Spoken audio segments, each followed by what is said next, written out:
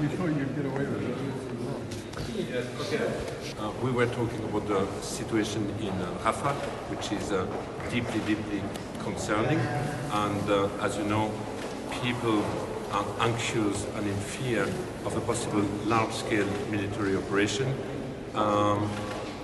If this military operation is taking place, the question is, where will the civilian go? There is absolutely no safe place in Rafah anymore, and the fear is that the number of people killed and injured might again significantly increase in a conflict where I reminded that already more than 100,000 people have been either killed, either injured, or are missing, which means in 4 months' time, 5% of the population, and we are still talking about the largest military offensive in the middle of a sea of displaced people.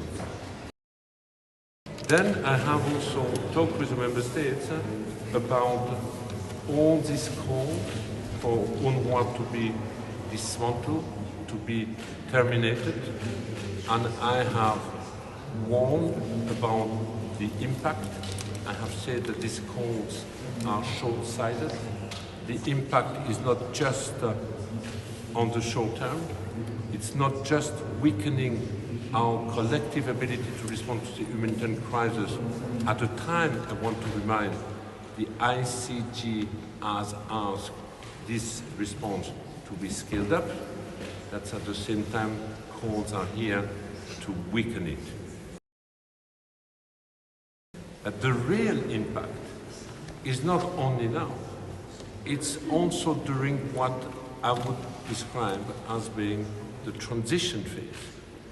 This long in-between day before the end of active military hostilities and the day after, when there is on the table a solid political package.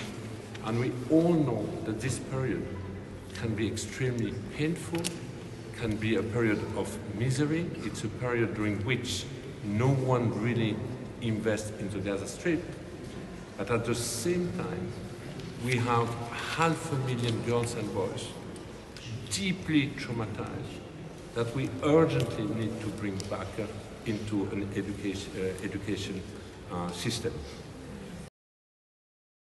There is absolutely no other UN agency or NGOs which have been tasked over the last 2 decades to provide government-like services like education to 100,000 of children. And if we want to give a chance to any future transition to succeed, we need also to make sure that the international community has the tools, and one of these tools is UNRWA. We have been a temporary agency which unfortunately has lasted for 75 years. But 75 years, it's because there haven't been any political solution.